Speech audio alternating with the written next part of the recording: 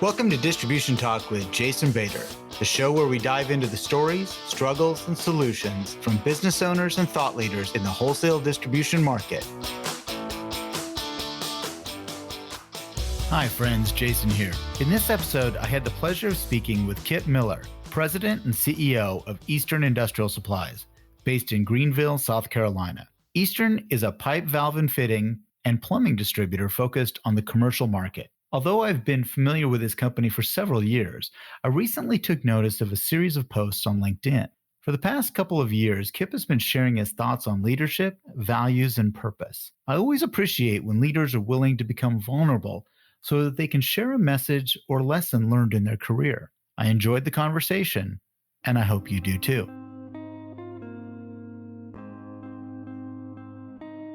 All right, Kip, appreciate you coming on the show. Yeah, it's a real pleasure to be here, and I'm looking forward to our conversation.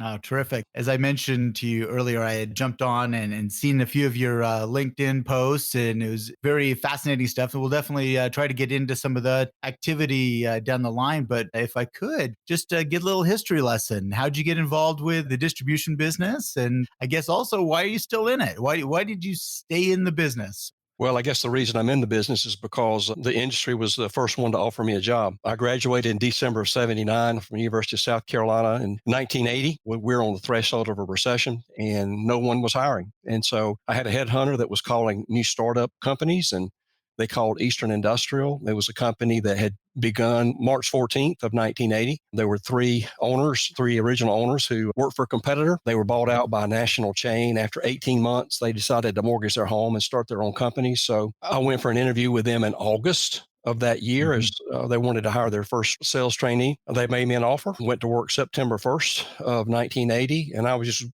glad to have a job. Plus, that was Labor Day, and I called and I said, "Do I come to work?"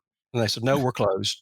And Okay. then, Yeah, and then sure. Friday came and I got paid for the first day of employment and I didn't work. So anyway, I said, "This is a pretty good gig That's here." So that's a yeah, decent deal. yeah, Sure. yeah, yeah. And so off to a good start. After a while, two owners bought out one. We started another company, more controls related. And the two owners decided to split the two companies in May of 1985. And I stayed on with the original guy who hired me. And so 8 months later, he walked in and laid a stack of papers on my desk. And I said, "What is that?" And he said, "Well, I've been sick.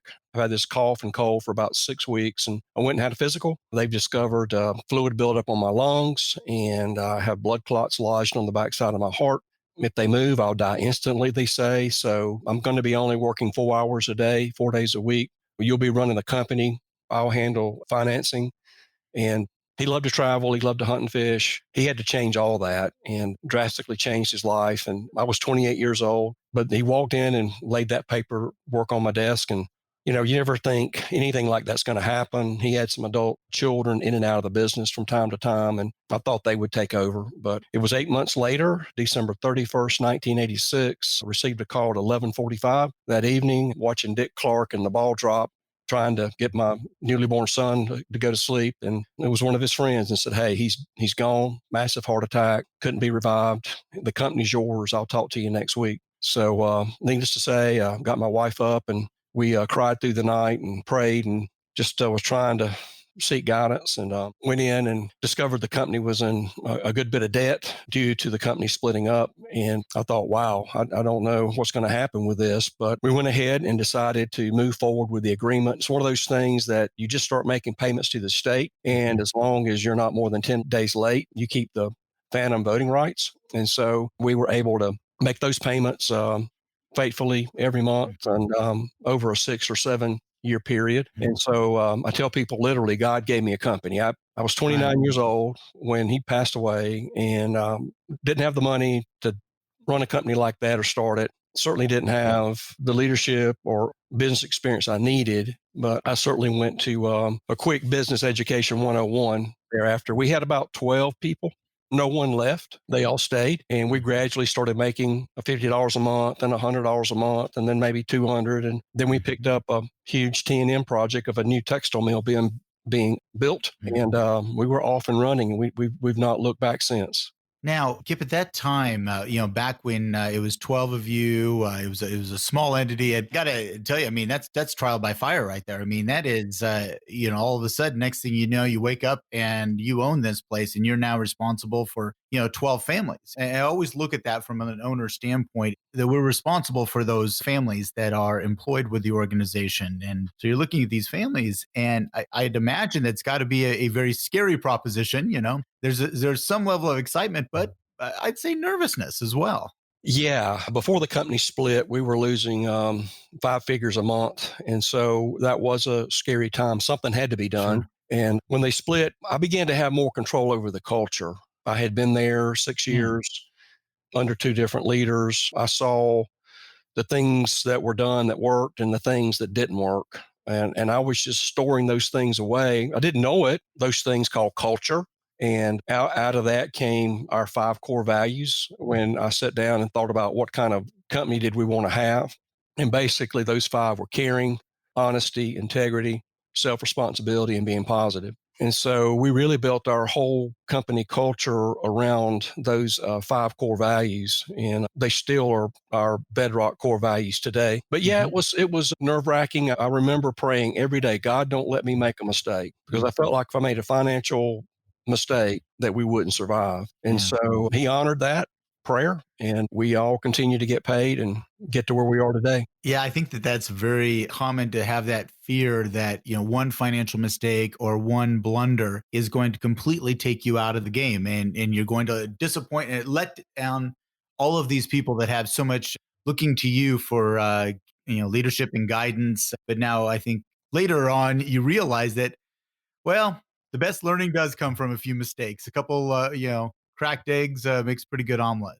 Yeah, and that's the only place where real true learning takes place is Yeah. through trial and error and through making mistakes. Yeah, absolutely. I try to tell that to my children, that, hey, look, if you don't fall down, you do not learn how to get up. I mean, and that's, something that at least my best education, I'll put it that way, has involved a little bit of pain and a whole lot of mistakes. So, Well, I used to be a person that played their cards really close to the vest and didn't want anybody to see you sweat, didn't want anyone to see you fail. I didn't understand that that could build a bridge or between you and other people, or you could actually be a silent intimidator, which I never really wanted to be. So I had to mhm, learn about who I was, what my personality type was, where I was challenged in those areas, and what steps mhm. I needed to take to overcome those. And one was to become transparent to a certain extent. And so that has been so beneficial. But a lot of the company's success comes from those 12 people. None of those left. They had enough trust in me. They could have gone anywhere, but they stayed. And we were such a close family until we started expanding and everything changed. But Yeah. thankful to them. So it was a single location organization back It then? was. It was a single place. We had just built a new facility that housed both companies. And when the deal was struck between the two owners and separating, we kept that building. So it was a nice facility, but of course, there was a lot of debt tied to that. Oh yeah, absolutely. That kind of first generation in the organization, they do wind up with a lot of the debt from a location, from the business itself. As you said, it was losing a lot of money. And sometimes I think, the next generation, and I being a next generation person, don't always appreciate that. We don't always see that and we don't always recognize that. And I think it's really up to that first generation to remind us that, hey, this wasn't the easiest thing to start. I know it looks pretty darn good right now, but it wasn't that easy. Well, you'd ask, why am I still in the business? I just think over the years, I have met so Yeah. many great people in the industry. I love interacting with them, sharing with them, hearing best practices, offering best practices. And it really boils down to people and relationships. And that's why, I really, really enjoy what I do. I view our industry as very important to the ongoing success of our country. Without supply, PVF plumbing supply, Hmm. then the country stops at some point. Right. And so I've told our people over the years, hey, we're not just selling pipe, valves, fittings, plumbing. We're actually helping build automobiles Hmm. and airplanes and chemicals that are used in just about everything in the country, and tried to paint a bigger picture of, how important we really are, because, we actually are. It's a good industry. You can make a good living in this industry. I think young people can do really well right now because so much of our workforce is aging out. And I Mhm. think 50% over the next 15 years or so will be at retirement age. And so, Yeah. people have a great opportunity, and you really meet some fantastic people. And that's Yeah. what any job is about. Absolutely. No, I couldn't agree with you more. Now, one question: has Eastern always been in the PVF business or the plumbing related business? Just really looking from the name, Eastern Industrial Supplies. I wondered if you had morphed from another type of industry, or has it always been plumbing? Well, our original owners named it Eastern Industrial Supplies, and we were really initially a pipe, valve, and fitting distributor. And then a lot of our contractors were also in the plumbing business. And really, at their urging, is why we moved into plumbing about 20 Mhm. years ago. They said, "We need you to supply plumbing." I said, "Why?" "Well, you give us great service, and we're not getting that." We were selling plumbing material. We would just run by the plumbing house and pick it up on the way and deliver it with Right. PDF. But that's how we got into commercial plumbing. We're not into residential at this point, Hmm. but project work and things like that is Hmm. what we're involved in plumbing commercially. Gotcha. Yeah, I've always been on the commercial side of construction, and the residential side has always been, really, really high highs and really low lows, and it's always scared me to death. Although I do have clients I've worked with that are in that residential side, but yeah, I was just curious more from the name side, and actually from that transition over from moving to that plumbing side. Was there any strange adjustments that you had to make? I mean, did you have to build showrooms now and do those types of things? Well, we don't have showrooms, but we did go out to the marketplace and hire a plumbing director and Okay. supported him as he developed his vendors on top of the ones we already had and helped recruit a few other people. And then as we began to open branches, spread that out into other locations. Hmm. And so that's always a challenge when you take on a new product line, but it's so relational to PVF. They go kind of hand in hand, and Sure. you really have the same customer base. So that's how we began that. Well, it's interesting that you said that you don't have showrooms, and a lot of your ASA or American Supply Association, cohorts out there, they have these Taj Mahal, showrooms, these beautiful places in here. Why no showrooms? I have my own reasons for not liking showrooms, but I'd love to hear yours. I guess originally is that we didn't have the people with the experience being a PVF house. And so we started kind of from the very beginning. And to have a showroom, you've got to have the expertise to set it up. You've got to have the salespeople on the floor. It's a little bit different way of doing business. And I have a bunch of friends who do it really well, Yeah, but we just never have. We've looked at some acquisitions over the years that had showrooms yeah. for various reasons. They didn't work out, but not because of showrooms. And we may have them one day. Right now, I kind of see with the web based business, people kind of going in and picking out what they want and then going back and buying it on the web. But that's just a tough thing to deal with. Oh, you bet it is. In fact, I have a group that I'm working with of showroom managers actually in the plumbing space, and that's their chief complaint is having someone come into the showroom, take that inside sales consultant's hours of their time sometimes, walking around and looking at beautiful fixtures and whatnot, and then thanking them kindly and going and researching and buying that online. And it's one of their chief complaints because it is so time consuming and it feels like you're really being taken advantage of. It is, but really they provide such a helpful service. I remember when my wife and I Yeah. built a home a little over 20 years ago, we went to the Krager showroom and looked Mhm. around the Krager office here in town in Greenville, and they were just so helpful. Everything I needed. My builder had a contract with them. So it was really a great service. And I would Yeah. not myself want to come back and try to purchase all that online myself because I Right. want my builder to handle it. Not, I don't want to be in the middle of that. Right. No, and I agree. I mean, I think you're describing the ideal situation that you all were going to buy that from that particular supplier anyway. I think it is frustrating, and those with showrooms are trying to tackle that one and try to find ways to either charge for that design time and that service and waive that if the materials are purchased there. And there's different tricks about that. But I think inherently going back to my challenge around showrooms, sometimes I think that they can make it very difficult for an organization to really utilize space and resources most efficiently. Yes, sir. And besides, I'm a wholesale guy. I'm a distribution, get your fingernails dirty, you throw it on trucks kind of guy. I mean, That's right. I'm just not that fancy, I'm just, that's not my forte. But anyway, I wanted to, kind of go back and really talk about, some of the big challenges. Now, first of all, I mean, I think one of the huge challenges was obviously taking over that organization at the age of 29. I mean, that being thrust into that position over the years, have there been some other challenges that you've had to overcome, and how did you do that?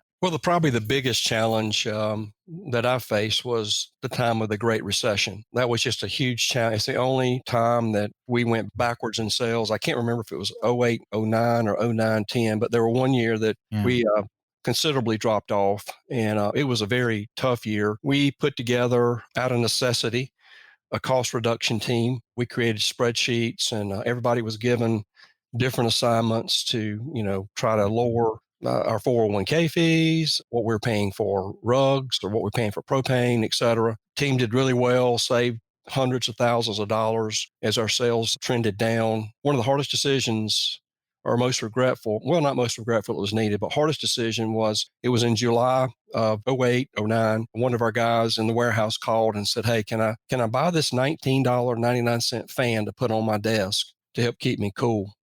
And I told him no. And I said, "We're doing everything we can do to save jobs." That was the main thing I was trying to do. And we were able to save the jobs and actually made a little bit of a profit that year. But that was very, very challenging through that period. So, on the backside of that, and I agree with you, that was probably one of the most challenging times I've seen through distribution. And boy, if you had the word construction anywhere near your name, you were persona non grata, especially around the banking community. That was a tough, that was a tough one as well. But coming out of this, you had formed this committee, you had combed the operating expenses. In fact, I remember years ago, a friend of mine talked about combing the operating expenses. That it was one of those things that he went through garbage contracts, he went through everything to comb through. On the backside of that, did you find that, let's say in 2010, 11, and 12, that you were a much leaner, better organization having gone through that type of hardship? Yeah, because we had opened our first branch location in '05 and then had a number of other acquisitions or grassroots branches. And we really were kind of moving so fast that we realized when we came out of that recession that we didn't have a very good control on our expenses. Yeah. We were paying some branches, our forklifts use propane, and some branches were paying $10, $12 for a tank. Others were paying 100. And so we found that with a lot of different items that we were buying. And so we learned that we needed to bring all those under one contract, one Hmm. invoice, one standard price, same supplier. So yeah, we learned that, man, as we grow, we better really not grow at a pace that we can't take up care of our day-to-day expenses. You get that expense creep.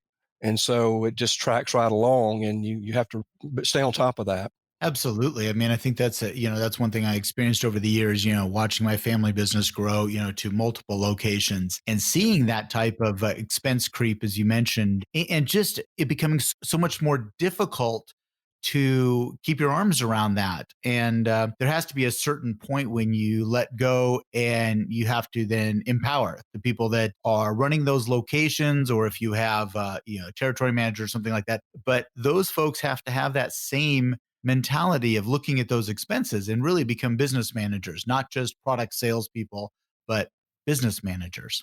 Yeah, and a lot of that has to be taught. I remember having 12, 20 people, just doing everything myself. A CPA walked in one day and he said, "I made some observations. Can I share them with you?" And I said, "Sure." He said, "Well, number one, you're killing yourself. Company's doing great. Your cash flowing wonderful, but you're getting a family. You're spending a lot of time here. I can see the wear and tear. You're going to have to start hiring some people to help you." And I'll tell you, that was a hard transition because I enjoyed doing what I was doing, but, surrounding myself with a sales manager who the branches could report to and a full time CFO instead of a part time, and hiring an operations person who helped control those costs and purchase Mhm. equipment. And then the last thing I gave up was procurement. But that was just very hard transition. I see that even in some leaders today. They realize that they need to get out of the weeds and let others learn while they're here to coach. Absolutely, Kip. I mean, I think you're hitting on something that I see quite a bit actually as I'm working with young branch managers, that ability to cede control to others and to empower them. It's a tough transition because, there's the old adage, if I do it, I can do it quickly. I know how to do it. I can do it, I can do it myself, but being able to cede that control and empower, delegate those different opportunities, that can be a challenge for someone, and definitely at the higher levels of leadership as well. Yeah, I had a construction friend. We were expanding one of our buildings one day and we were just talking about leadership. And he said, I don't know if he's talking directly to me or not, Yeah. but he just said, you can be so busy behind the train pushing it, no one's up there directing where it's going.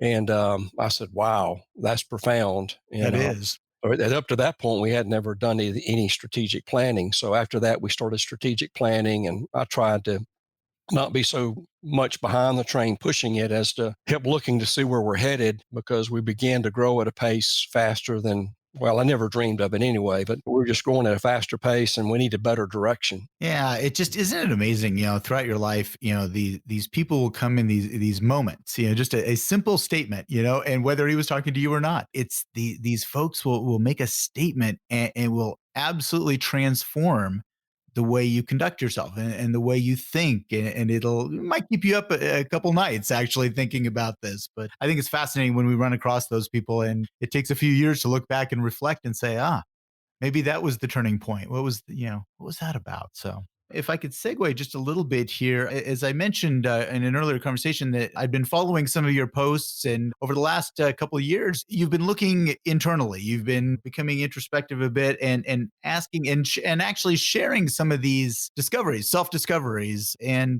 talking about them in the form of Kip's best practices, questions we should ask ourselves, those types of things. Would you mind sharing how did that begin? And was it about 2 years ago that you started, writing and sharing your thoughts? Yeah, it was about 2 years ago. I walked into the office one day and marketing asked, could they have a meeting with me? And I said, sure.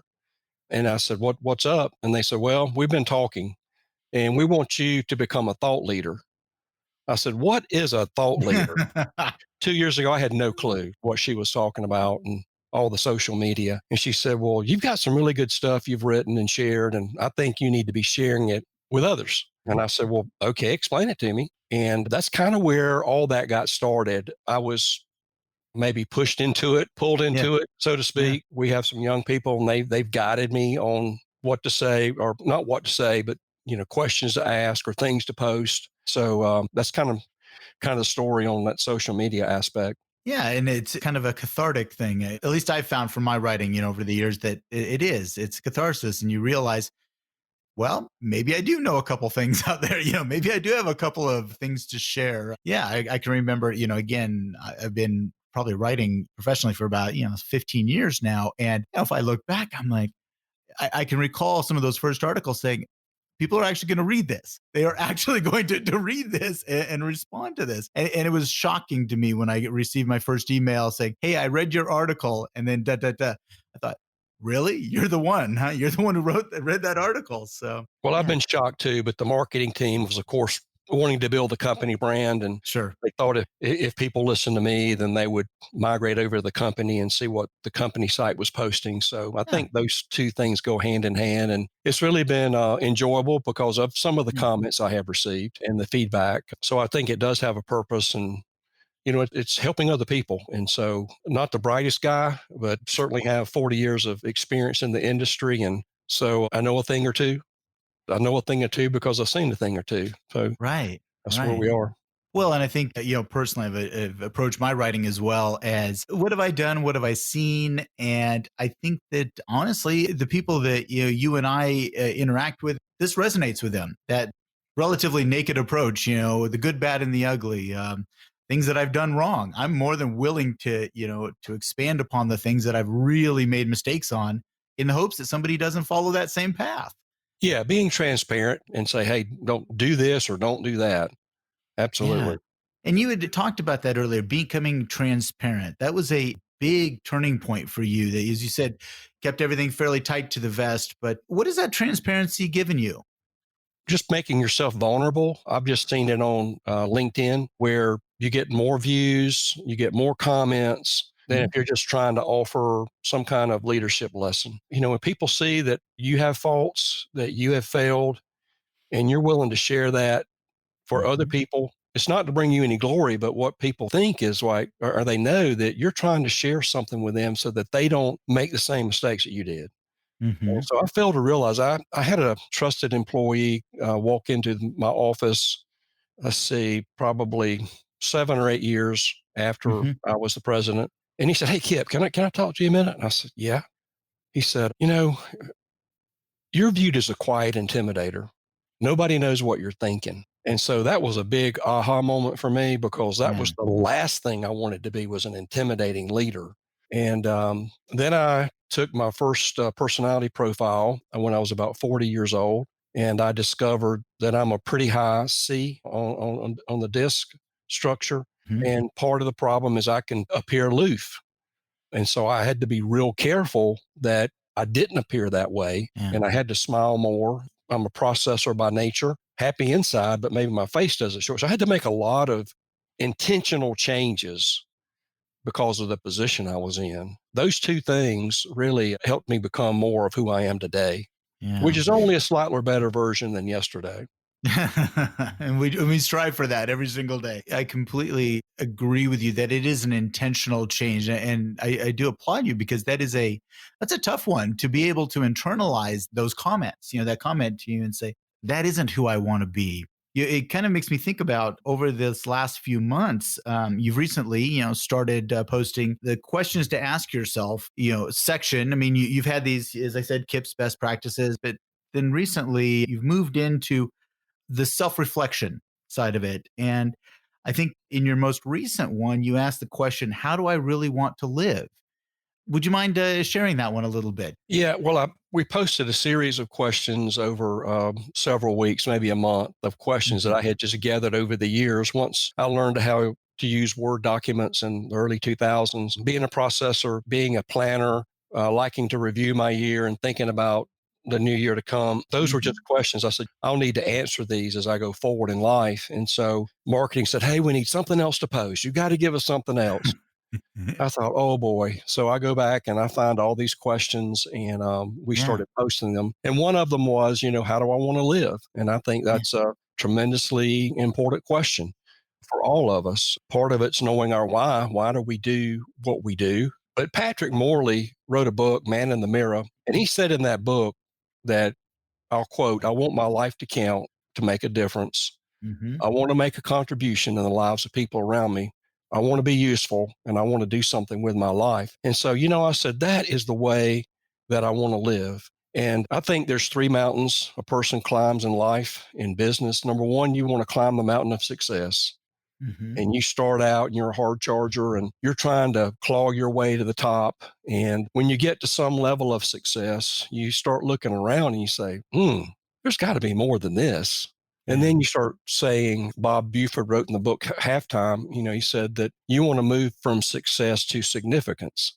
Not that you're significant in the way of a boastful, prideful way, but you have achieved a certain amount of success now that you can be significant in other people's lives and Mhm. you want to help other people climb their mountain of success.